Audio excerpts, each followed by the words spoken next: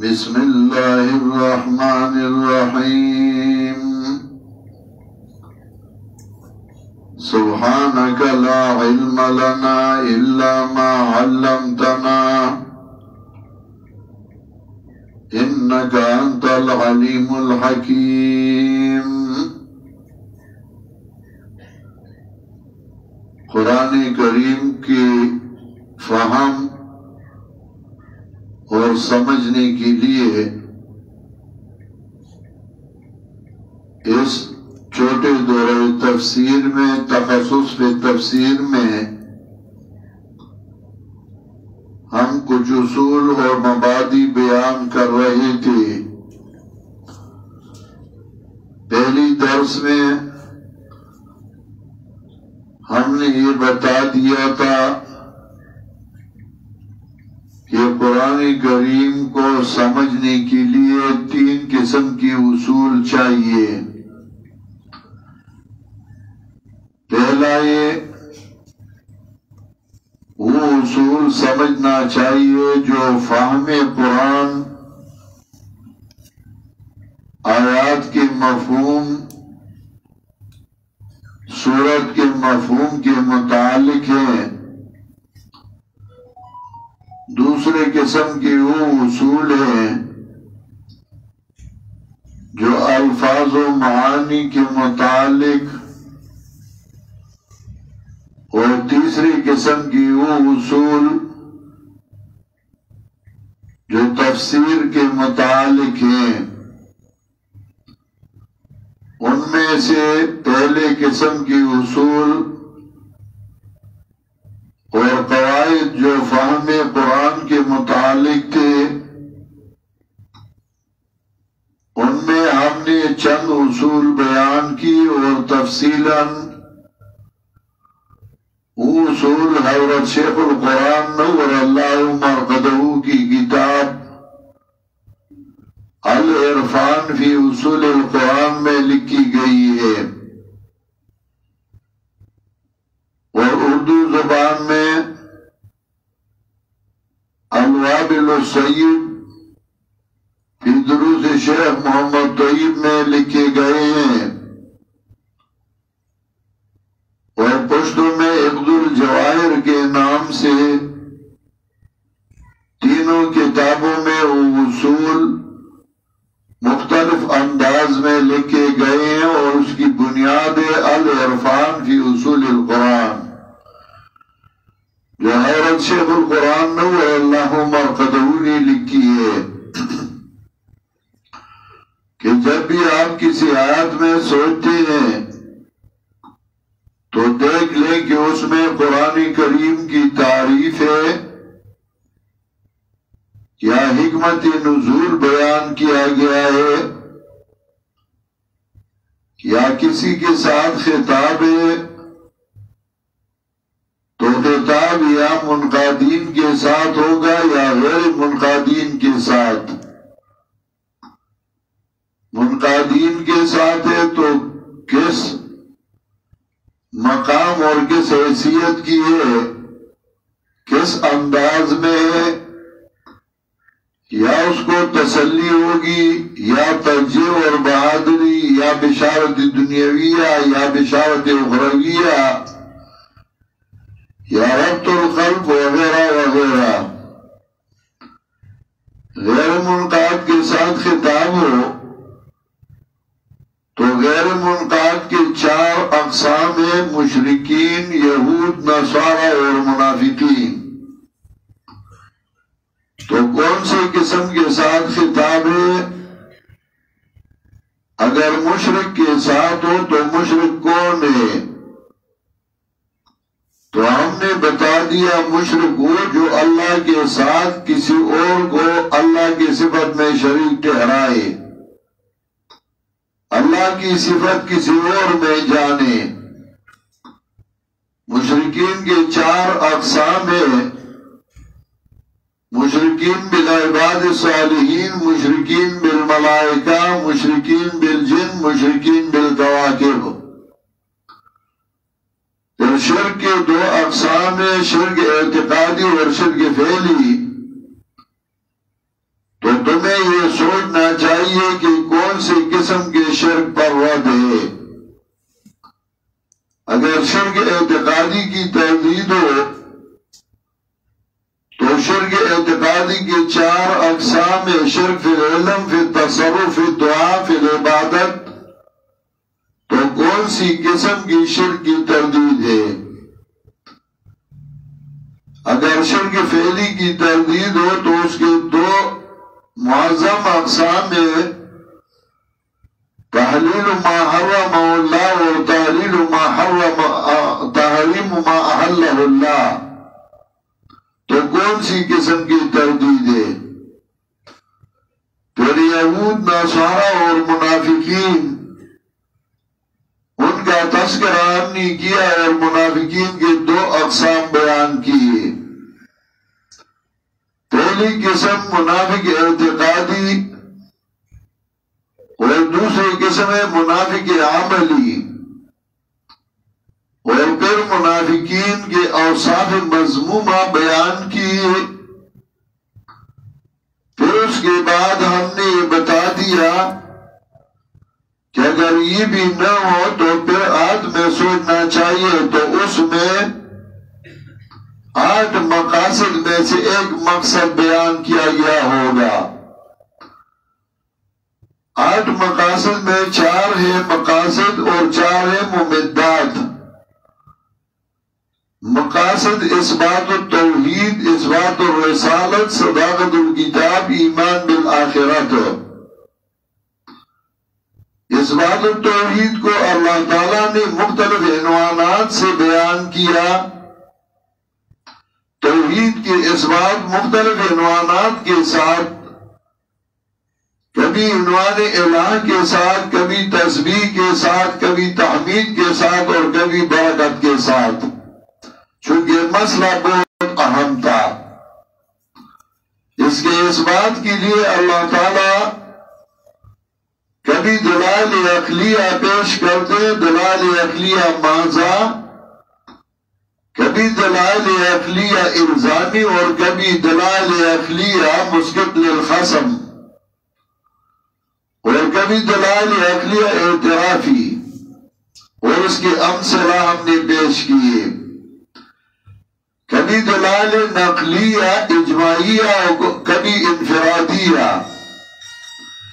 دلائل عقلیہ انفرادی کبھی من الانبیاء، کبھی من الاولیاء، کبھی من الجن، کبھی من الملائکہ۔ تو ایک آدھ میں جب آپ سوچتے ہیں تو دیکھ لیں کہ اس میں دلیل نقلی من الانبیاء یا من الملائکہ یا من الجن یا من الکتب السابقہ، اور اس کی تفصیل ہم نے کی۔ کبھی الحلف اور کبھی دلائل وحیہ۔ پھر جب اثبات توحید مختلف عنوانات کے ساتھ تھا تو اعتراضات بھی مشرکین کے بہت زیادہ تھے، کبھی انکار، الخصومت والجدال، کبھی التقول اللہ، کبھی الافتراء اللہ تعالی، اور کبھی اتباع الآباء کہ ہمارے باپ دادی جو کچھ کر رہے تھے ہم وہی کر رہے ہیں۔ تو آیت میں آپ سوچ لیں کہ اس میں کئی مشرکین کے دلائل تو ذکر نہیں کیے اور ان پر رد، اور اس کی تفصیل ہم نے کی۔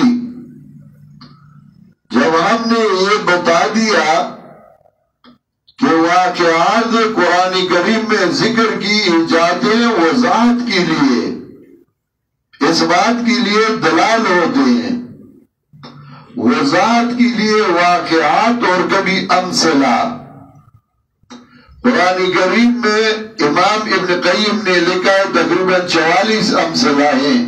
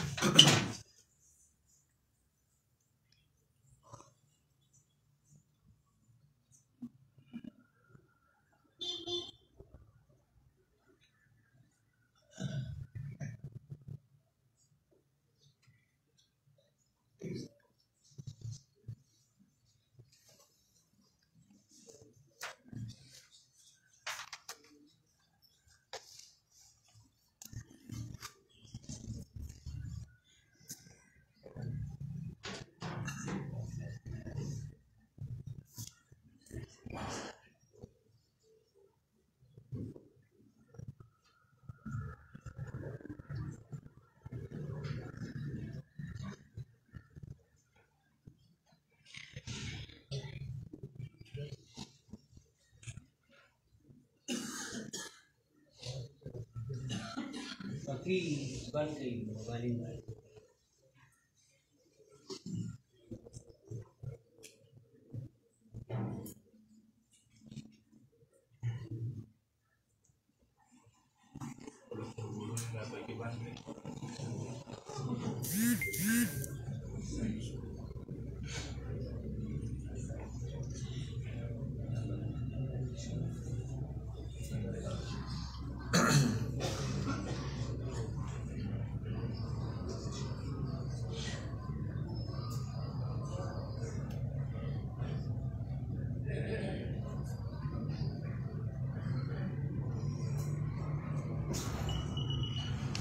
قرآن کریم میں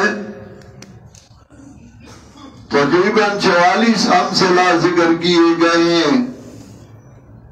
کبھی مکی کی مثال لَن يَخْلُقُوا ذُبَابًا وَلَوِ اجْتَمَعُوا لَهُ وَإِنْ يَسْلُبْهُمُ الذُّبَابُ لَا يَسْتَنقِذُوهُ مِنْهُ ضَعْفَ الطَّالِبِ وَالْمَطْلُوبِ. کبھی کسی اور چیز کی مثال امثلہ وضاحت کے لیے ہوتے ہیں، اس بات کے لیے دلائل بیان کیے جاتے ہیں. اسی طرح ہم نے کچھ اصول جو فہم آیات کے متعلق تھی وہ بیان کیے. دوسرے قسم کے اصول وہ تھے جو الفاظ اور معانی کے متعلق تھے. الفاظ اور معانی کے متعلق اصول دو قسم کے ہیں، ایک ہے الوجوہ اور دوسرا ہے النظائر. یہ مشتملۃ علی نوعین الوجوہ والنظائر. حضرت شیخ القرآن نور اللہ مرقدہ نے العرفان میں لکھا ہے الوجوہ فَأَن يَسْتَعْمَلَ اللَّفْظُ الْوَاحِدُ بِالطُّرُقِ الْمُتَعَدِّدَةِ وَالْمَعَانِي الْمُخْتَلِفَةِ. وجوہ کا مطلب یہ ہے کہ ایک لفظ وہ مختلف معنی پہ استعمال کیا گیا ہو، جو جس کو سمجھ نہیں وہ ایک لفظ کا ایک معنی ہر جگہ لیتا ہے اور اس کی وجہ سے وہ تفسیر میں خطائی اور غلطی کر جاتا ہے، کیونکہ ایک لفظ کا ایک جگہ ایک معنی مراد ہوتا ہے اور دوسری جگہ دوسرا معنی، لیکن اس کو یہ پتہ نہیں ہوتا تو ایک لفظ کا ایک ہی معنی ہر جگہ لیتا ہے اور اس کی وجہ سے وہ غلطی کر جاتا ہے. مثلا لفظ ہدایت، تو لفظ ہدایت کا معنی اگر ہر جگہ آپ ایک ہی لے لیں کہ راستہ دکھانا، تو ایک جگہ اللہ نے فرمایا اما ثمود فہدیناہم فاستحبوا العمى على الهدى. اما ثمود فہدیناہم، سمودیوں کو، حضرت صالح علیہ السلام کے قوم کو ہم نے ہدایت کی تھی. فاستحبوا العمى على الهدى، تو انہوں نے صحیح راستہ چھوڑ دیا، ہدایت چھوڑ دیا، گمراہی لے لی. لیکن اگر دوسری جگہ قرآن کریم دیکھ لیں تو ادھر اللہ تعالیٰ نے فرمائے، مثلا سورۃ المومن آیت نمبر 28، سورہ حامیم سے آیت نمبر 17 میں اللہ نے اما ثمود فہدیناہم، سمودیوں کو ہم نے ہدایت کی تھی. اور سورۃ المومن آیت نمبر 28 دیکھ لیں، ادھر اللہ نے فرمایا ان اللہ لا یہدی من ہوا مسرف کذاب. اللہ ہدایت نہیں کرتا مشرکوں جھوٹے کو. تو ادھر اللہ نے فرمایا اللہ تعالیٰ مشرک کو ہدایت نہیں کرتا. تو سمودی تو مشرک تھے, ان کو کیوں ہدایت کیا؟ اسی طرح سورۃ النساء آیت نمبر 137 نکالیے. تو اللہ تعالیٰ نے فرمایا ان الذین کفروا وظلموا انفسهم لم يكن الله ليغفر لهم ولا ليهديهم سبيلا. آیت نمبر 137 سورہ نساء. ان الذین کفروا وظلموا انفسهم, یقیناً وہ لوگ جنہوں نے ظلم کیا اور اپنے آپ پہ, لم یکن اللہ لیغفر لهم, کبھی بھی اللہ تعالیٰ ان کو مغفرت نہیں کرتا, ولا لیہدیہم سبیلا, اور نہ بتاتا ہے ان کو صحیح راستہ. تو ادھر اللہ نے ادھر فرمایا کہ کافروں کو اللہ تعالیٰ ہدایت نہیں کرتا, اور ادھر اللہ نے فرمایا کہ سمودیوں کو ہدایت کیا ہے, اور تضاد بن گیا. نہیں, تضاد نہیں, ہدایت کے کئی معنی ہیں. اسی طرح سورہ بقرہ کی ابتدا میں اللہ نے فرمایا ذالک الکتاب لا ریب فیہ ھدی للمتقین, ھدی للمتقین میں ہدایت متقین کے لیے. اور پھر بعد میں اللہ نے فرمایا شہر رمضان الذی انزل فیہ القرآن ھدی للناس, ہدایت سارے لوگوں کے لیے. تو ایک جگہ اللہ نے فرمایا قرآن سارے لوگوں کے لیے ہدایت ہے, دوسری جگہ فرمایا ھدی للمتقین, ہدایت صرف متقین کے لیے. اب یہ تضاد بن گیا. نہیں, تضاد نہیں, ہدایت کے مختلف معنی ہیں, اور جو تطبیق کرتے ہیں کہتے ہیں فائدہ مند متقین ہو گئے. تو فائدہ تو صرف متقین نے حاصل نہیں کیا, کفار نے بھی حاصل کیا. کفار نے جب قرآن سنا تو ایمان لایا.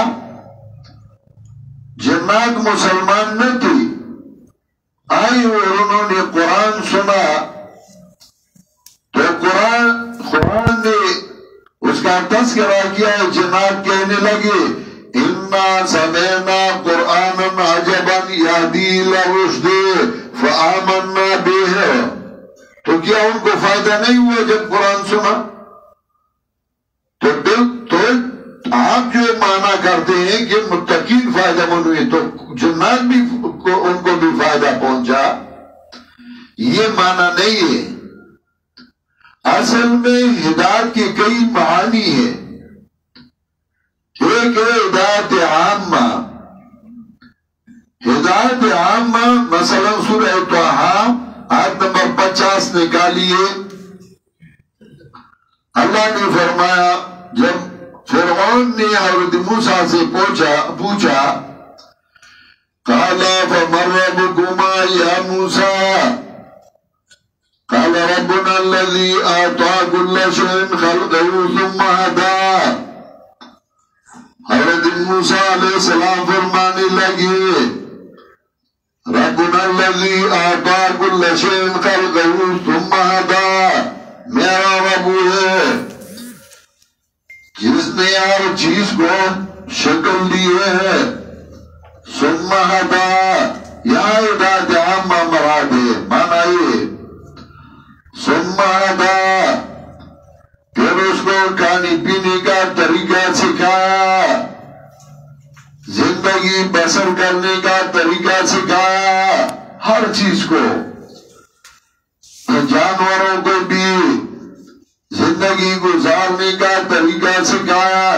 قَالَ فَمَنْ رَبُّكُمَا يَا مُوسَىٰ قَالَ رَبُّنَا الَّذِي أَعْطَىٰ كُلَّ شَيْءٍ خَلْقَهُ کہا موسیٰ علیہ السلام نے رب ہمارا وہ ذات ہے جسے دیا ہر ایک شے کو اس کی بناوٹ ثم ہدا پھر اس کو زندگی گزارنے کا طریقہ سکھایا کہ زندگی کیسے گزارو گی جانور کو کھانے پینے کا طریقہ سکھایا چھوٹے بچے کو کھانے پینے کا طریقہ سکھایا اوش و طیور کو کھانے پینے کا طریقہ سکھایا یہاں ہدایت عامہ مراد ہے دوسرا ہدایت خاصہ ہدایت خاصہ ایک معنی یہ کہ انبیاء علیہ السلام مبعوث فرمائے کتاب نازل کی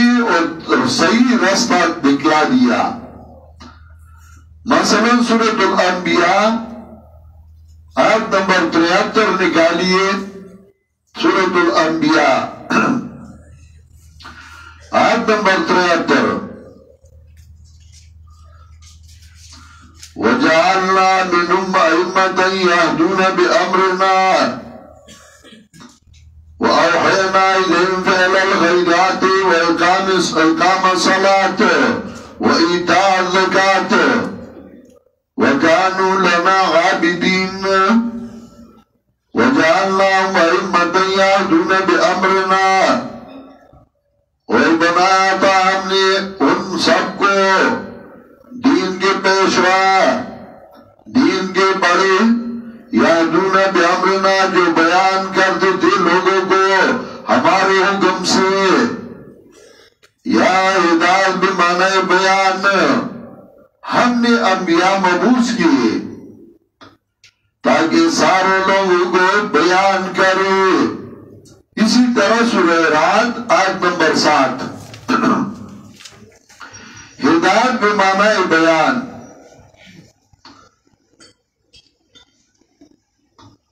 ہدایت بمعنی بیان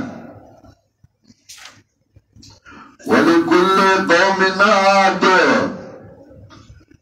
وَلِكُلِّ قَوْمٍ عَادٍ ہر قوم کے لیے ایک بیان کرنے والا تھا ہر قوم کے لیے ہم نے بیان کرنے والا بھیجا وَلِكُلِّ قَوْمٍ عَادٍ ہر قوم کے لیے بیان کرنے والا تھا اسی طرح ہدایت بمعنی توفیق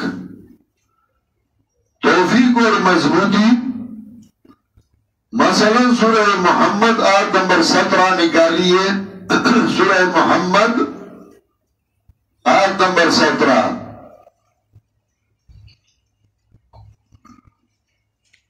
اللہ تعالیٰ نے فرمایا سورہ محمد آیت نمبر 17 وَالَّذِينَ اهْتَدَوْا زَادَهُمْ هُدًى وہ لوگ جو ہدایت طلب کرنے والے ہیں زَادَهُمْ هُدًى تو ان کے اللہ تعالیٰ ان کو اور بھی توفیق دیتا ہے زَادَهُمْ هُدًى اللہ تعالیٰ ان کو اور بھی توفیق دیتا ہے تو یہاں ہدایت بمعنی توفیق اسی طرح سورہ یونس آیت نمبر 9 ان الذین آمنوا وعملوا الصالحات یہدیہم ربہم بایمانہم یقیناً وہ لوگ جو ایمان لائے اور عمل صالح کیا یہدیہم ربہم تو اس کے بعد اللہ تعالیٰ ان کو ہدایت کرے گا انہوں نے تو ایمان لایا عمل صالح کیا تو کیا یہ ہدایت نہ تھا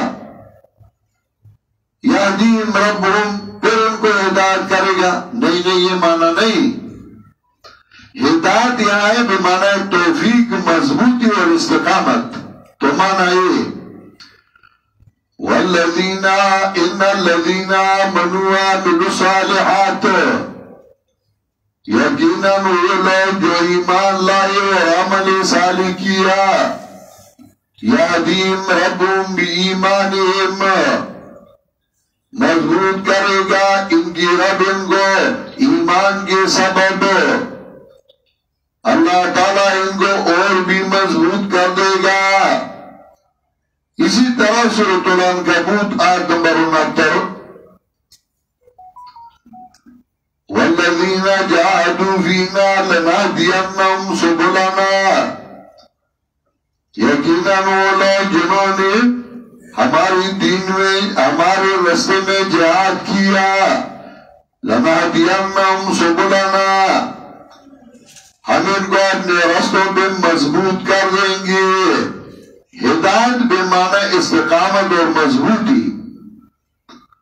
اسی طرح قرآن کریم میں سیہدیہم ویصلح بالہم، الحمدللہ الذی ہدانا لہذا وما كنا لنہتدی لولا ان ہدانا اللہ۔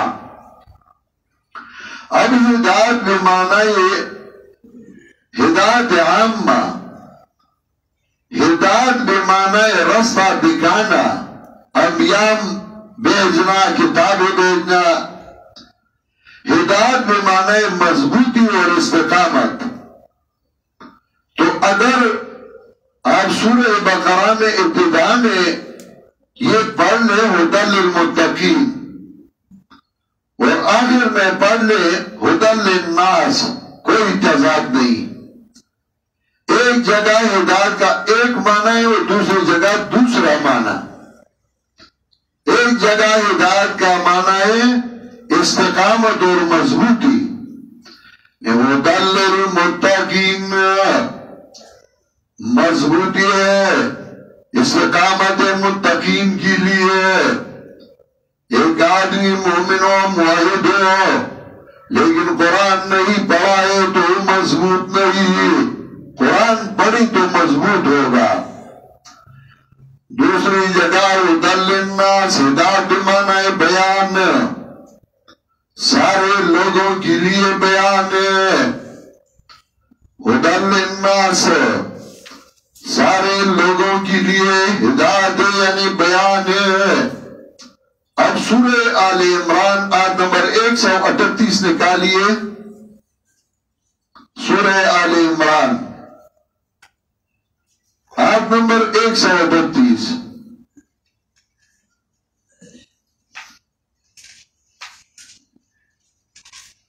یہ میں صرف ایک نمونہ پیش کر رہا ہوں آپ کو کہ الفاظ اور معانی کا خیال رکھنا چاہیے۔ آیت نمبر 138 سورہ آل عمران، ھذا بیان للناس وہدی وموعظۃ للمتقین، ہدی للمتقین۔ سورہ بقرہ میں ابتدا میں کہا تھا ہدی للمتقین، تو ادھر فرمایا ہدی وموعظۃ للمتقین، اور ادھر فرمایا تھا شہر رمضان الذی انزل فیہ القرآن ہدی للناس، تو ادھر فرمایا ھذا بیان للناس۔ اب سمجھ گئے؟ ایک جگہ بیان، دوسری جگہ استقامت اور مضبوطی۔ ھذا بیان للناس شہر رمضان الذی انزل فیہ القرآن ھدی للناس، یعنی بیان للناس، ھدی للمتقین وہدی وموعظۃ للمتقین۔ اشکال حل ہو گیا، کوئی اشکال نہ رہا۔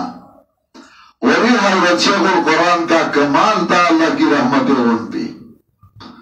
اسی طرح ظلم کا معنی ایک دوسرے کے حق کو پھینکانا اور دوسرے کے حق کو اس پہ قابض ہونا، اور دوسرا ظلم بھی معنی ہے کمی۔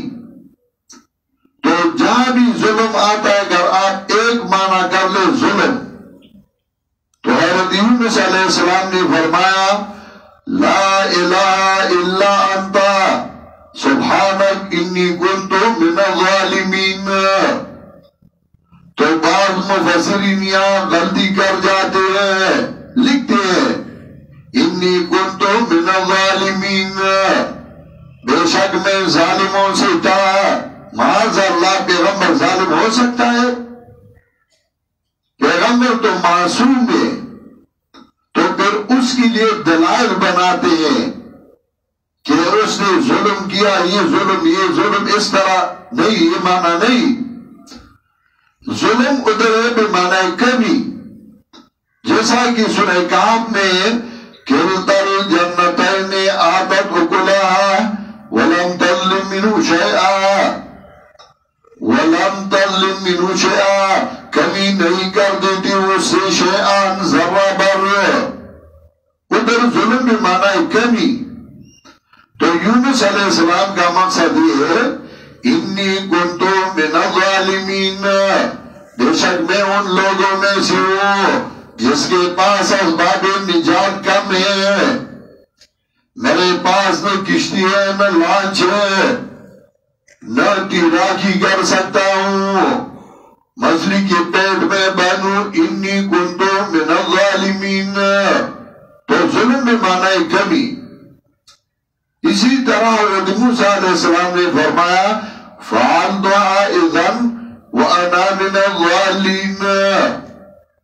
تو کچھ لوگ ضلالت کا معنی کہتے گمراہی، تو اگر وہ غلطی کر جاتے تو لکھتے ہیں حضرت موسیٰ علیہ السلام نے بہت بڑا ظلم کیا تھا کہ کبتی کو قتل کیا تھا، ان کا چچا زاد بھائی تھا، کبتی کو قتل کیا تو ظلم ہے۔ تو حضرت موسیٰ علیہ السلام کی طرف ظالم کی نسبت کرتے، حالانکہ یہ معنی نہیں۔ ادھر ضلالت بمعنی گم ہونا، اَإِذَا ضَلَلْنَا فِي الْأَرْضِ أَإِنَّا لَفِي خَلْقٍ جَدِيدٍ۔ ضلالت بمعنی گم ہونا، میں تم سے گم ہوا تھا، اب آیا ہوں، کچھ کر سکتے ہو تو کر لو۔ تو وہ معنی نہیں سمجھتے، ایک ہی معنی ہر جگہ لیتے اور اس کی وجہ سے غلطی کر جاتی ہیں۔ تو معنی الفاظ، ایک لفظ کئی معنی ہوتے ہیں، تو یہ سوچنا چاہیے، سیاق و سباق کو دیکھنا چاہیے کہ ادھر اس لفظ کا یہ معنی ہے اور یہ دوسری جگہ یہ معنی ہے۔ اس کو کہتے ہیں الوجوہ، اور قرآن کریم میں کئی الفاظ ایسے ہیں۔ العرفان میں حضرت شیخ القرآن نور اللہ مرکزہ نے ان کے بہت سارے مثالیں پیش کی۔ النظائر کا مطلب یہ کہ جب کسی جگہ پہ اشکال پیدا ہو جائے تو اس کی نظیر اور اس کی مثل آپ قرآن کریم میں دوسری جگہ دیکھ لیں تو وہ اشکال حل ہو جائے گا۔ تمہیں پتہ نہیں لگتا کہ اشکال پیدا ہوا، اس کا حل کیسے ہوگا۔ مثلا سورۃ الہود آیت نمبر 70 نکالیے، ایک جگہ اشکال ہو تو اس کے نظائر دوسری جگہ بھی دیکھ لیں، وہ اشکال خود بخود ختم ہو جائے گا۔ سورہ ہود آیت نمبر 70۔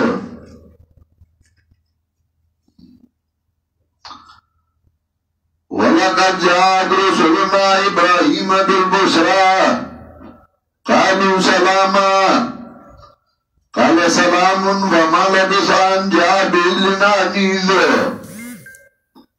قَالَ سَلَامٌ۔ کہا ابراہیم علیہ السلام نے وعلیکم السلام، وہ نہیں پہچانتی تھی کہ کون ہے، مسلمان ہے، مشرک ہے، کافر ہے، اپنا ہے، پرایا ہے، لیکن ابراہیم علیہ السلام نے وعلیکم السلام کہا، مہمان تھے۔ فَمَا لَبِثَ أَن جَاءَ بِعِجْلٍ حَنِيذٍ، تو پھر بغیر کسی تاخیر کے لے آئے ایک بنا ہوا بچڑا، ابراہیم علیہ السلام نے یہ نہیں پوچھا کہ تم موحد ہو یا مشرک ہو. مہمان تھے آئے تھے بس کھلایا ان کو. آج کل کے اپنے آپ کو موحد کہنے والے یہ قرآن کو نہیں سمجھتے. مہمان آئے اس کا احترام کر. یہ کیوں کیا, یہ کیوں ہوا, یہ کیسی ہوا. ابراہیم علیہ السلام نے نہیں پوچھا, بس مہمان تھے, مہمان نوازی کی وہی انبیاء کی سنت ہے. قال سلام فما لبث ان جاء بعجل حنیذ. اور دوسری جگہ فرماتے ہیں سمین فلما رأى أيديهم لا تصل إليه نكرهم وأوجس منهم خيفة. پھر جب دیکھا ابراہیم علیہ السلام نے ہاتھوں کو ان کے جو نہیں پہنچ سکتی تھی اس بنی ہوئی گوشت کی طرف, اجنبی سمجھا انہوں نے, اور دل میں ابراہیم علیہ السلام ان سے ڈرا. وَأَوْجَسَ مِنْهُمْ خِيفَةً قَالُوا لَا تَخَفْ إِنَّا أُرْسِلْنَا إِلَىٰ قَوْمِ لُوطٍ. کہا انہوں نے مت ڈرو, بے شک ہم بھیجے گئے ہیں قوم لوط کی طرف. وَامْرَأَتُهُ قَائِمَةٌ فَضَحِكَتْ فَبَشَّرْنَاهَا بِإِسْحَاقَ. اور ابراہیم علیہ السلام کی بیوی کڑی تھی, فضحکت تو وہ ہنس پڑی. فبشرناها بإسحاق فضحکت. یہاں دو اشکال پیدا ہوئے. پہلا اشکال یہ کہ ابراہیم علیہ السلام نے جب دیکھا کہ مہمان کھانا نہیں کھا رہے ہیں تو اوجس منہم خیفہ, دل میں چھپا دیا ان سے ڈر. قالوا لا تخف. تو ملائک نے اس کو کہا نہ ڈرو. تو کیا ملائک عالم الغیب تھی کہ ابراہیم علیہ السلام کی دل کی بات کو جانتی تھی کہ انہوں نے کہا لا تخف. ایک اشکال یہ پیدا ہوا. دوسری اشکال یہ کہ ابراہیم علیہ السلام کی بیوی کڑی تھی, فضحکت تو ہنس پڑی. تو ابراہیم علیہ السلام کی بیوی معاذ اللہ کوئی پاگل تھی کہ بغیر کسی وجہ کے ہنس پڑی؟ کوئی وجہ نہیں ہے, اور بغیر وجہ کے بغیر تعجب کے ہنسنا یہ تو بے وقوفوں کا کام ہے. تو کیا وہ کوئی پاگل تھی کہ ہنس پڑی؟ اب یہ دو اشکال پیدا ہوئی. مفسرین نے توجہ نہیں کیا. یہ حضرت شیخ القرآن نور اللہ مرکزہ کا کمال ہے. انہوں نے کہا یہاں دو اشکال پیدا ہوئے.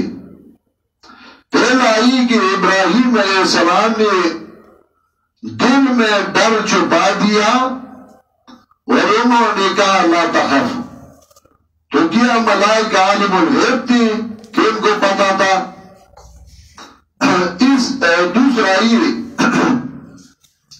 کہ ابراہیم علیہ السلام کی بیوی ہنس پڑی, تو کیا ابراہیم علیہ السلام کی بیوی کوئی پاگل تھی کہ اس نے بغیر کسی وجہ بغیر کسی تعجب کے ہنس پڑی؟ نہیں, اصل وجہ یہ نہیں. ابراہیم علیہ السلام نے دل میں ڈر چھپا دیا, لیکن دوسری جگہ اللہ نے فرمایا قَالَ إِنَّا مِنْكُمْ وَجِلُونَ. ابراہیم علیہ السلام نے جب دیکھا کہ یہ کھانا نہیں کھا رہی ہے, قَالَ إِنَّا مِنْكُمْ وَجِلُونَ.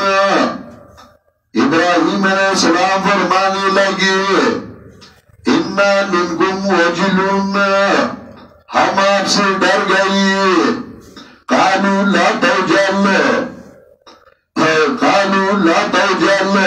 تو کہنے لگے نہ ڈرو. منہ پہ ابراہیم علیہ السلام نے کہا قَالَ إِنَّا مِنْكُمْ وَجِلُونَ قَالُوا لَا تَوْجَلْ. یہ النظائر, ایک جگہ ایک واقعہ ذکر کیا, اختصار ہے, دوسری جگہ دیکھ لیں. تو اشکال خود بخود ختم ہو گیا.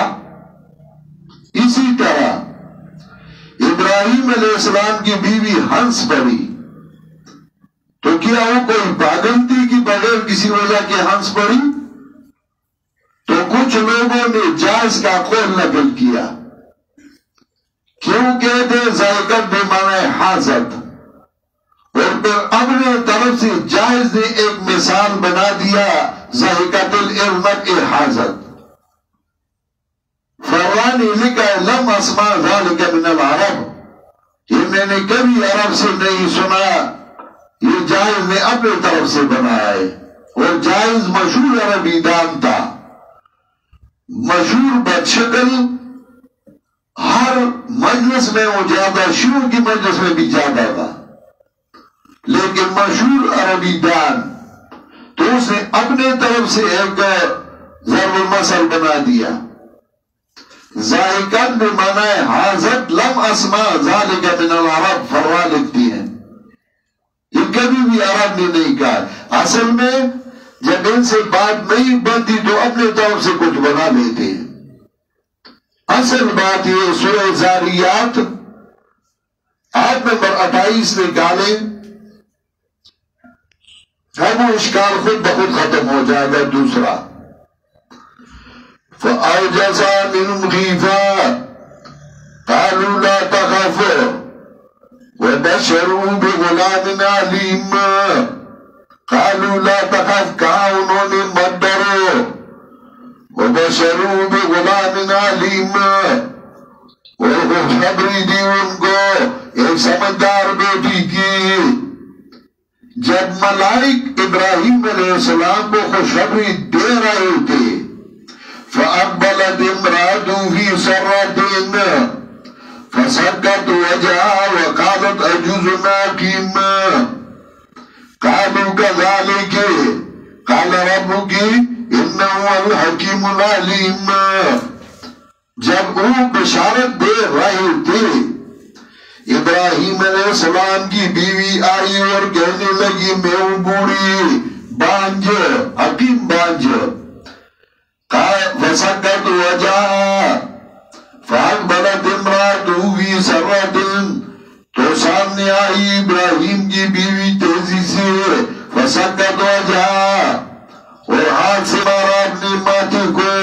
یہ خواتین کی عادت ہوتی ہے، عجیب بات کوئی سن لے تو اپنے ماتھے کو ہاتھ لگاتی ہے، کبھی ناک بھی انگلی رکھتی ہے. وَقَالَتْ أَعُوذُ بِرَبِّكَ، اور کہنے لگی میں بوڑھی عورت اور بانجھ. اور پھر جب اس نے بشارت سنی تو ہنس پڑی. فضائقت بشارت سن کر ہنس پڑی.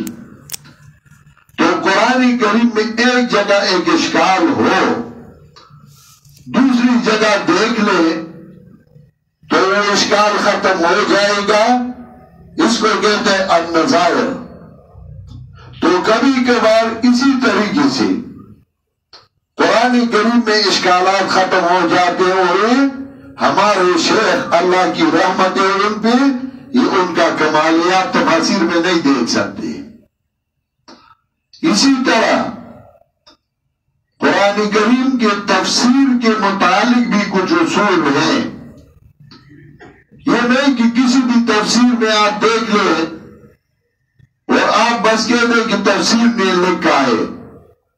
حضرت شیخ القرآن فرماتی تھے، ایک دفعہ مولانا سلیل رحمہ اللہ کے درس میں ہم بیٹھی تھے، انہوں نے ایک آیت کی تفسیر کی تو ایک شاگرد نے، وہ عالم تھا، اس نے کہا کہ یہ تفسیر کس نے کی ہے؟ مولانا سلیل رحمت اللہ علیہ نے فرمایا ایک مفسر نے. تو اس نے پوچھا کہ کون سے مفسر نے؟ مولانا حسین علی ہنس پڑے، کہا کہ میں نے کیا ہے نا، میں بھی مفسر ہوں. اس نے کہا نہیں، تفسیر کا حوالہ دے دیں، اور تفسیروں میں تو یہ لکھا ہے اور تم نے یہ کہا. مولانا حسین علی نے فرمایا کہ میں نے جو کچھ کہا اس میں غلطی ہے. اسے کہا نہیں. پھر پھر اس نے کہا کہ میں بھی مفسر ہوں بھی مفسر ہے، نحن رجال وهم رجال۔ پھر اس نے کہا کہ تفاسیر میں یہ لکھا ہے۔ مولانا حسین علی فرمانے لگے کہ ہمارے علاقے میں ایک سادہ سا بندہ تھا، وہ ایک خان ایک نواب کے ساتھ ایک چودھری کے ساتھ نوکر تھا، لیکن تھا بڑا سادہ انسان۔ کئی مدت گزر گئی، گھر نہیں گیا وہ نوکر، تو گھر سے ملک صاحب نے خط لکھا اس کو، خط آیا تو خط میں لکھا ہے کہ آپ جلدی گھر پہنچ جائے، تمہاری بیوی جو ہے وہ جس کی خاون فوت ہو جاتی، کیا کہتے ہیں اس کو؟ بیوہ ہو گئی ہے، جلدی گھر پہنچ جائے، تمہاری بیوی جو ہے بیوہ ہو گئی ہے۔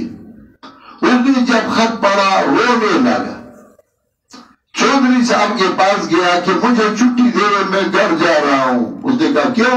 کہا کہ میری بیوی جو ہے بیوہ ہو گئی ہے۔ اس نے کہا خدا کی بندی تم زندہ ہو، تمہاری بیوی کیسے بیوہ ہو گئی؟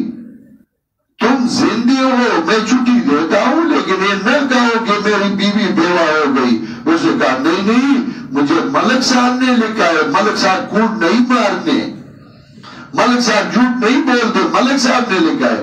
پھر اس نے کہا کہ تم زندہ ہو، تمہاری بیوی بیوہ نہیں ہو سکتی، یہ نہ کہو کہ میری بیوی بیوہ ہو گئی ہے، چھٹی دے دو۔ کہتا نہیں نہیں، ملک صاحب کوٹ نہیں مارنے، ملک صاحب جھوٹ نہیں بولتے۔ ایک تو ایسی بات ہے کہ تم کہتے ہو کہ نہیں تفسیر نہیں لکھی ہے، تفسیر والا بھی انسان ہے، اور تفسیر کی حیثیت اور تفسیر کے حال کو، تفسیر والی کی حالت کو وہ بھی سمجھنا چاہیے۔ تفسیر تو جناب رسول اللہ صلی اللہ علیہ وسلم کے زمانے سے شروع ہو چکی ہے۔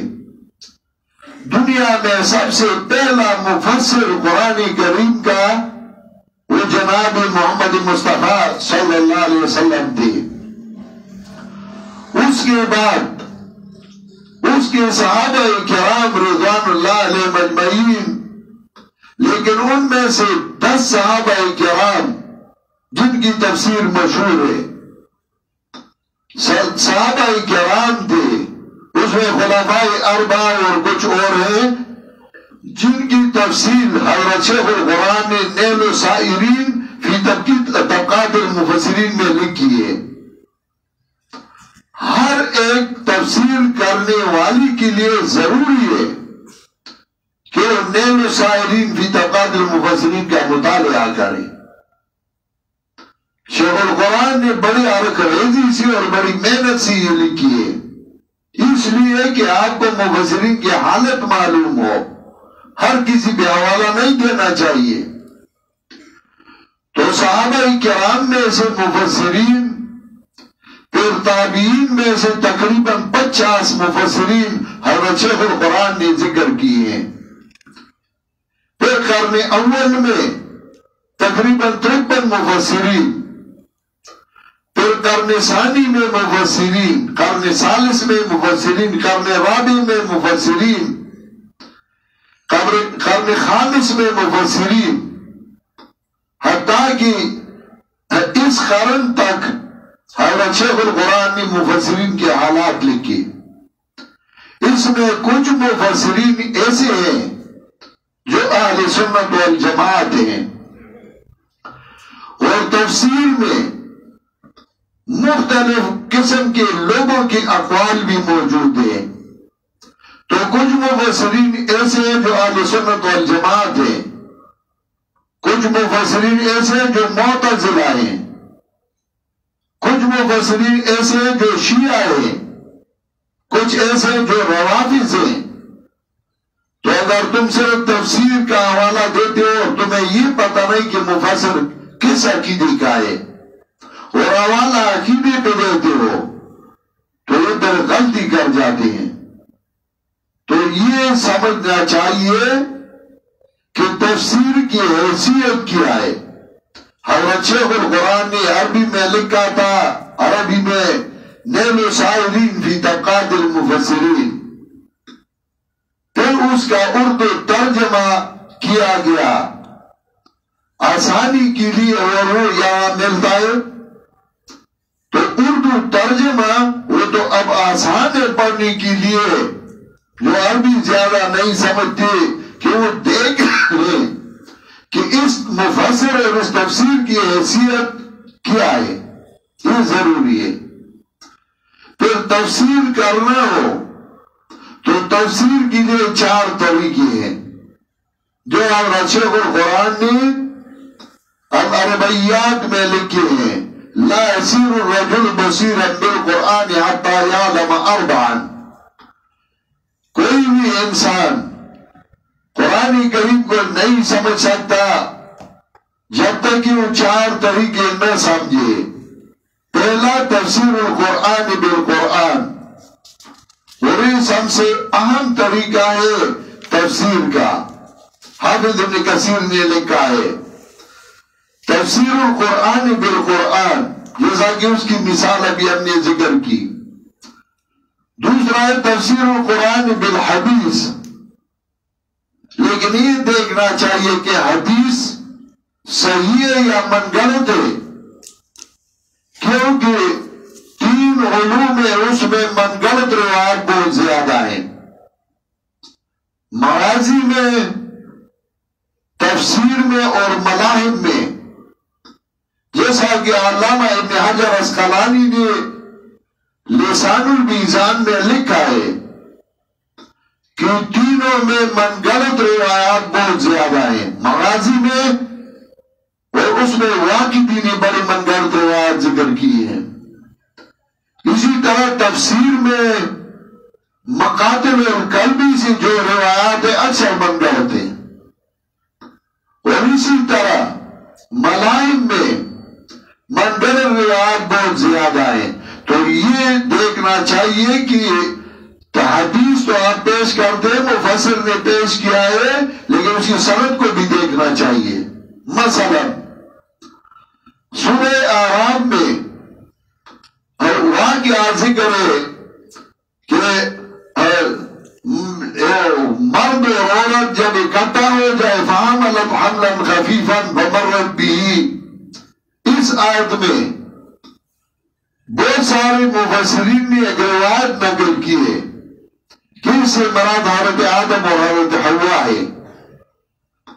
حضرت حوا اس کا بیٹا زندہ نہیں رہ سکتا تو شیطان آیا، اس نے کہا تمہارا بیٹا پیدا ہو جائے گا، اس کا نام عبدالحارث رکھو، حارث شیطان کا نام ہے، اس نے عبدالحارث رکھا، وہ زندہ رہ گیا تو اللہ نے فرمایا کہ میں ان کو بیٹا دیتا ہوں، پھر میرے ساتھ کسی اور کو شریک ٹھہراتے ہیں، تو پھر اعتراض آتا ہے کہ آدم علیہ السلام اس کی بیوی نے شرک کیا، تو لکھتے ہیں کہ شرک تسمیہ ہے، اور شرک تسمیہ میں کوئی حرج نہیں، حالانکہ بالکل غلط بات ہے، انبیاء شرک کرتے ہیں۔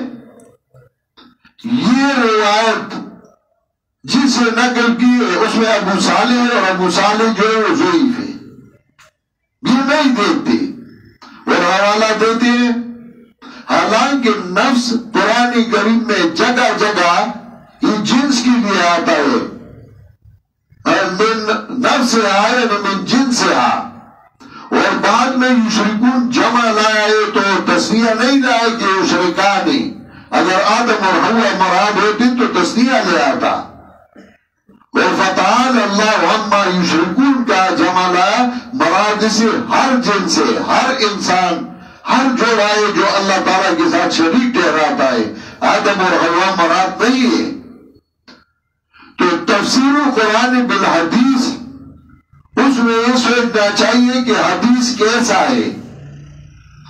تیسرا ہے تفسیر القرآن باقوال الصحابہ، اور تیسرا ہے تفسیر القرآن باقوال التابعین، یہ سمجھنا چاہیے۔ اسی طرح 4 اور چیزیں چاہیے، فہم الالفاظ شرعیہ من اللغویہ، اسی طرح مواضع الالفاظ بمواضعها، اسی طرح اسباب النزول یہ جاننا چاہیے. کبھی مفسر کہتا ہے نزلت فی قضا، یاد فلاں واقعہ کے متعلق نازل ہوا، تو اس کا یہ مطلب ہرگز نہیں کہ بس آیت اس واقعہ کے ساتھ آپ باندھ لے اور کسی اس کا اور کوئی مزاج نہیں ہوگا. نہیں، اس کا مطلب یہ ہے کہ اس وقت جب یہ آیت نازل ہوئی اس کا مزاج فلاں واقعہ تھا، اب بھی اس جیسا واقعہ آئی تو وہ بھی مزاج ہے. یہ آیت نازل ہوا، اس کا مزاج اس وقت ابو جہل تھا، تو مفسرین نے لکھا نزلت فی ابی جہل، لیکن اس کا یہ مطلب نہیں کہ وہ آیت ابو جہل کے ساتھ خاص ہوا. جنت کا آیت آیا اور مفسرین نے لکھا نزلت فی ابی بکر، تو اس کا مطلب یہ نہیں کہ صرف ابو بکر کے لیے. پھر تو جہنم کی آیات ابو جہل عتبہ شیبہ کے بارے میں، جنت کی آیات صحابہ کے بارے میں، تو تمہیں کیا رہ گیا؟ نہیں، العبرۃ لعموم اللفظ لا لخصوص السبب. اسی طرح اذا قرئ القرآن فاستمعوا له وانصتوا. علامہ ابن تیمیہ نے لکھا ہے نزلت فی الصلاۃ، اس آیت کا مصداق نماز ہے. تو کچھ نہ سمجھ لو کہتے ہیں آیت تو مکی ہے اور مکہ میں نماز فرض نہیں ہوا تھا، نماز مدینہ میں فرض، تو کیسے نماز اس کا مصداق ہے؟ ان کو یہ پتا نہیں کہ نزلت فی قضا کا مطلب ہے کہ اس آیت کا مصداق فلاں چیز ہے. یہ نہیں کہ سو آیت مکی ہے اور نماز مدینہ میں فرض ہوا، یعنی اس کا مصداق نماز بھی ہے. امام ابن تیمیہ کا مطلب یہ ہے.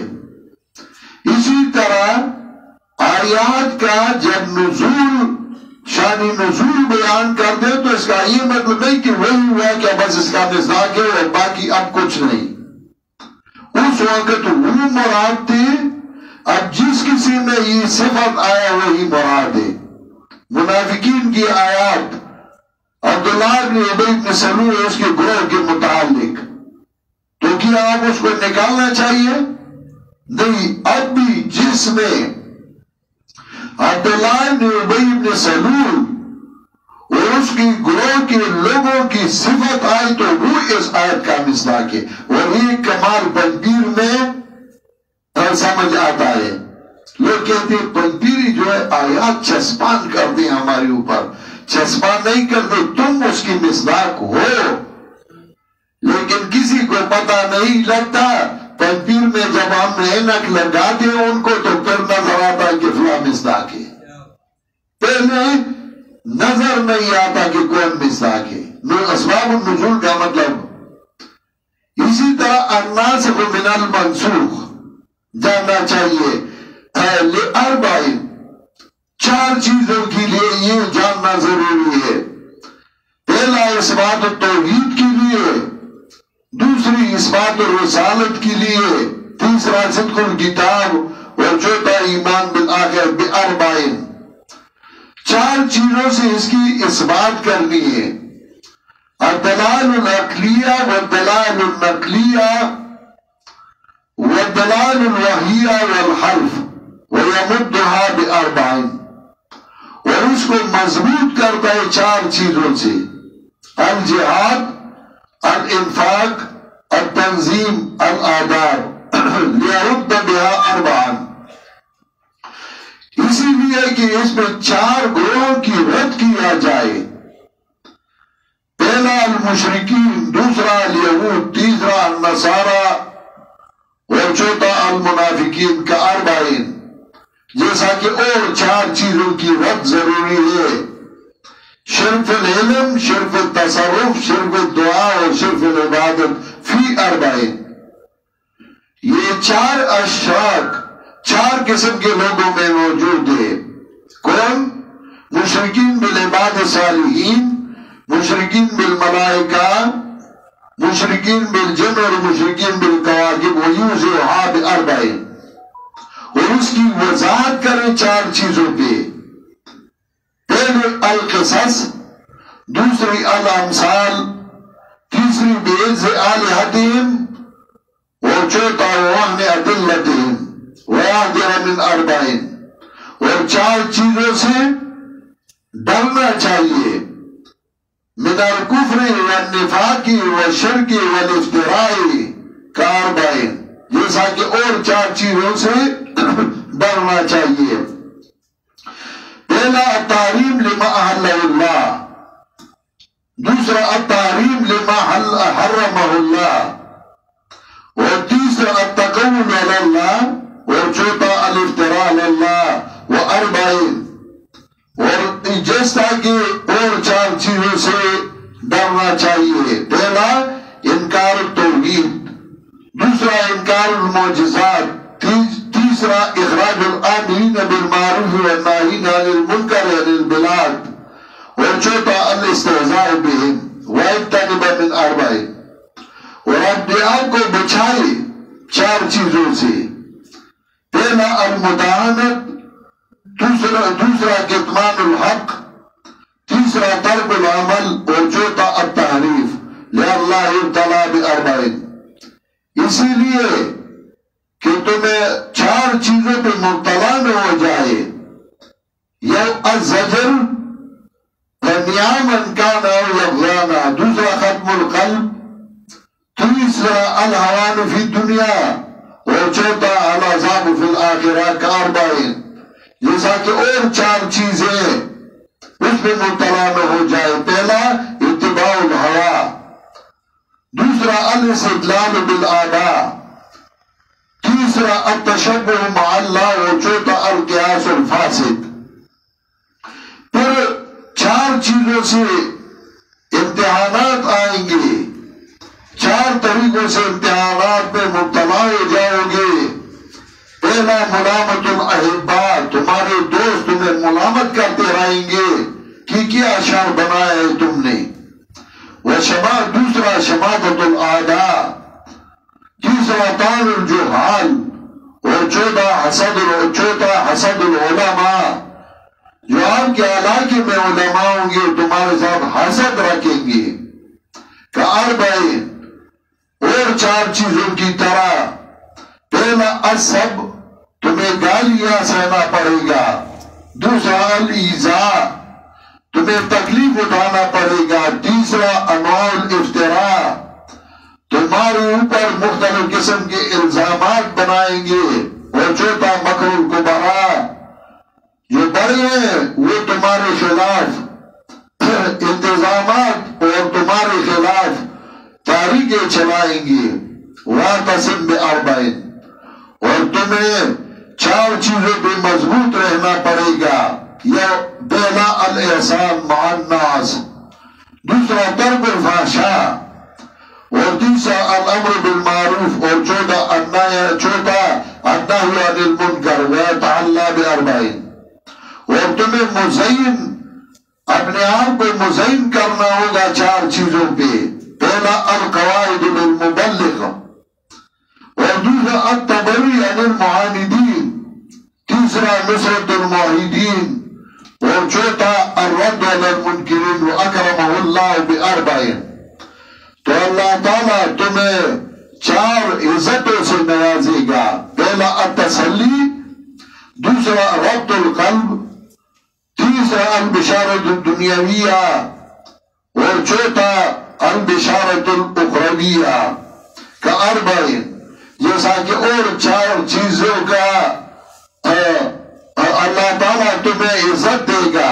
التشجیع، دوسرا الاستقامت، تیسرا النصرت، اور چوتھا المیت الخاصہ وحانت علی اربعان. اور جب آپ پکے رہیں گے تو آپ کے لیے چار رستے، چار چیزیں آسان ہو جائیں گی. پہلا ایثار النفس، وَيُؤْثِرُونَ عَلَىٰ أَنفُسِهِمْ وَلَوْ كَانَ بِهِمْ خَصَاصَةٌ. دوسرا ایثار الاموال، تمہیں مال خرچ کرنے پہ کوئی دقت اور تکلیف نہیں ہوگی. تیسرا الہجرت الی اللہ المتعال، اور چوتھا المقاطعۃ عما یصد فی الحال والمآل. کاربعین، جیسا کہ اور 4 چیزیں تمہیں آسان ہوں گی. التزہید من الدنیا، اور دوسرا الاطمینان فی السراء والضراء، تمہیں مالی تکلیف ہو بدنی تکلیف ہو تمہارا دل مطمئن رہے گا.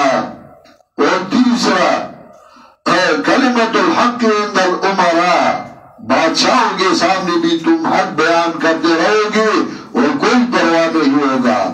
اور چوتھا التثبت والآداب عند الابتلاء فیفوز باربع، تو تمہیں کامیابی ملے گی 4 چیزوں کے ذریعے. ایک یدعى ضمن فی ملکوت السماء، اور دوسرا ویدخل جنت المأوى، اور تیسرا وینال الدرجۃ العلیٰ، اور چوتھا وینظر کفان اللہ تعالی. اللہ تعالیٰ کو آپ سامنے دیکھیں گے، جیسا کہ حضرت جابر کو نبی علیہ السلام نے فرمایا ان اباک قد نظر الی ربک کفاحا، تمہارے باپ نے اللہ تعالیٰ کو سامنے دیکھا. ویدخل فی اربع، اور 4 جماعتوں میں تم شامل ہو جاؤ گے. ایک فی زمرۃ النبیین، دوسرا والصدیقین، تیسرا والشہداء، اور چوتھا والصالحین. تو حضرت شیخ القرآن نے لکھا ہے لا يصير الرجل بصيرا بالقرآن حتى يعلم أربعا كأربعين لأربعين بأربعين ويمدها بأربعين ليرد بها أربعا كأربعين في أربعين ويوزها بأربعين ويعزر من أربعين كأربعين وأربعين ويتنب من أربعين ليتعلى بأربعين كأربعين فامتهن بأربعين كأربعين واعتصم بأربعين مع أربعين ويتعلى بأربعين وأكرمه الله بأربعين كأربعين وحانت عليه أربعا كأربعين فيفوز بأربعين ويدخل في أربعين في زمرة النبيين والصديقين والشهداء والصالحين وحسن أولئك رفيقا. یہ کامیابی کے راستے، یہ ہے وہ لوگ جو کامیاب ہوئے ہیں. اگر چاہتے ہو کہ ان کامیاب لوگوں کی جماعت میں شامل ہو جاؤ تو قرآن کریم کو سمجھو، قرآن کریم کو سمجھنے کی کوشش کرو اور دوسروں کو سمجھانے کی کوشش کرو. اللہ تعالیٰ کے دربار میں ہم دعا گو ہیں جنہوں نے ہمیں قرآن کریم سکھایا، جنہوں نے ہمارے لیے قرآن کریم کے علم کو آسان بنایا. انہوں نے اپنی انگریزی سے اپنے محنت سے کام کیا اور ہمیں قرآن کریم سکھایا. اللہ تعالیٰ ان کو جنت الفردوس میں کروٹ کروٹ نعمت اور خوشی عطا فرمائے. دعا کیجئے استغفر اللہ ربی من کل ذنب واتوب الیہ. اللہم صلی علی سیدنا وعلی آل سیدنا محمد وآلہ وصحبہ اجمعین. دعا گئی سورہ مرگری چپدے درس کے شرک شوی دی علماء کرام عوام طلباء. اللہ دے طول علم نافع نصیب کی اور اللہ دے طول قرآن و حدیث خادمان دے دنیا نبوزی. اللہ زمین دا طول نارا اعمال سرگن کی چھ زمین رب پہ زمین رضا شو. کم مرگری چھ بدے درس کے شرک شوی دے چاسا حاجاتی اللہ تعالیٰ معلوم دی طول حاجتونا پخبر فرد احسان بادی پورا کی. حضرت شیخ القرآن زما والدہ محترمہ زما سخر زما اوخی ماسیگان ماماگان ترونا سورا چوفات شوی دی پنبیر کلی کے خصوصاً طول دنیا کے جسورا مسلمانان وفات شوی دی اللہ طول جنت الفردوس ورکی. اللہ دا طول گناہونا معاف کی. اللہ زمانہ دخل رضا کارونا سرگن کی. دا مرکز چھ دا قرآن و سنت مرکز دے اللہ نے دے سر جسوک تعاون کئی مرگرتیا کئی زمن ملاتر کئی اللہ دا غی کورونو کے دا غی معلونو کے دا غی اولاد کے دیر خیرونو برکتونو آچے اللہ دے زائنا دے مرکزنا دا قرآن و دا حدیث دا خدمت موچاتے اللہ زمن پر مذہب کی نیکان علماء پیدا کی اللہ یمان لا غجوان خیستا کی اللہ سورا مرگری چنن راغلی دی و دا چا سحاجتونا دی اللہ تخبل و احسان بادی پورا کی بیماران اللہ شفائی کاملہ ورکی تو چاہ دشمنائی و تربگنائی دی اللہ تے کو دوستائی بادی بدلی کی و اللہ دشمنائی ختمی کی اللہ من دا شرون و دا فسادون نو ساتی اللہ زمان دا تندے دا نیکائی طرف تونی سے اللہ من دا نیکائی طرف تروان کی اللہ من دا غلط و لارو دا گمراہ و تباید لارو نو ساتی سورہ علماء مشران کشران چغدی درس لراغلی دی اللہ دا غیب سونا و دماغ دا قرآن دا ملغلر نڈک کی اللہ زمان دا ترمرگا دا قرآن و سنت خدمت والی اللہ دا جماعت اشاعت توحید و سننا چھے دا قرآن و سنت خدمت کی اللہ دیلا نورم ترکی ورکی اللہ زمان دا بورد وحدت المدارس الاسلامیہ دل ترقی ورکی و دانورم پا مخی باندے بوزے اللہ دا موحدین و بمیانس کی منا محبت و اتفاق نورم زیاد کے اللہ زمین آغا عمال سرگن کی جمن بے قیامت کے سرخ رویو اللہ من دا آغا عمال و نوسا دی جمن بے قیامت کی ملامت و سرگوزیو اللہ زمین دا کورونا زمین زائیونا دا خیر و دا برکتون ڈاک کے اللہ من لگ رس کے حالا اللہ نورم کلاو کے اللہ زمان دا رزق حلال زمان نصیب کے اللہ من دا حرام نو ساتے اللہ من دا حرام نو ساتے اللہ من دا حرام نو ساتے اللہ دا چاچ ساجتنو ضرورتنوی تے بخبل فضل احسان باندی پورا کی اللہ زمان دا ترمرد دا قرآن و سنت خدمتو آلے من دا دے نعمتنا اللہ محروم کے دا دلو نعمت دے اللہ تھاور کا نعمت دے وعما بنعمت ربی کفحات دے اللہ منگا ترمرگا دا قرآن و سنت خادمانو کردے چاچ منگا قرآن و سنت پلاس کرا کری دی اللہ تل قبرون منور کے اللہ رجحان خیستہ کے اللہ قبرون منور کے گناہوں معاف کے اللہ منگا گناہگاریو زمانگا گناہوں منگا معاف کے ودنورو گناہوں منگا اساتی اللہ دا زائد قرآن و دا حدیث خدمت نمخاری کے اللہ دا ہمیشہ دا پار دا قرآن و سنت مرکز گرزے سورہ مرگری چراغلی دی اللہ بخوشحالو اخبرو قرون دورہ سے او تی دنیا و آخرت خیستا کے زبن دورہ حدیث با شروع کی گی اسا دا افتاق کورس با شروع کی گی اللہ تعالی لن ترقی ورکے و اللہ نورے پا مخی بات دی موزے سوچ دل دا خدمت کئی دا قرآن و دا حدیث دا کتابونو دا تدریس یا کم انتظامیه والی دا بنبیرہ و نور چلے خدمت کری اللہ طول اللہ اجر عظیم ورکی اللہ منگا ہمیشہ دا پارا آغا اعمال زمین سرگان کسی تب رضا شی امون دا بدو اعمال نوساتی وصل اللہ تعالی علی خیر خلقی محمد و آلی و صحبی اجمعین برحمت کرو گروہ دورہ حدیثہ و دا افتاء دا کورس اور دا فنون داخلی آئی بہت سے ملمانو دا پلونا بات شروع کی گی کم مرگلی چی داخلی کارل غاڑی نوی داخلی ہو گئی او سبکونے چی بیا شروع کرو انشاءاللہ بیا زمان پا پیج باندی با